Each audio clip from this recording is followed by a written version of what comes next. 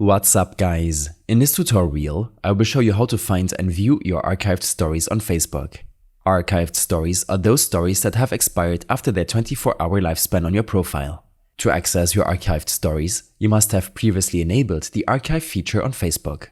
First off, open the Facebook application and head to the bottom right of the interface and tap on the menu button. From there, we need to navigate to the activity log. Scroll through the menu until you find the Settings and Privacy section. Tap to expand it and then select Settings. Scroll down to find the Your Activity section, where you see an option for the activity log. Tap on it to proceed. Once you're in the activity log, look for the Archive option in the top left corner and tap on it. It might take a moment to load. After that, in the top section of the archive page, you'll see an option for Story Archive. Tap on it to view all the stories you've pasted on Facebook in the past. Here, you can scroll through and see all of your archived stories.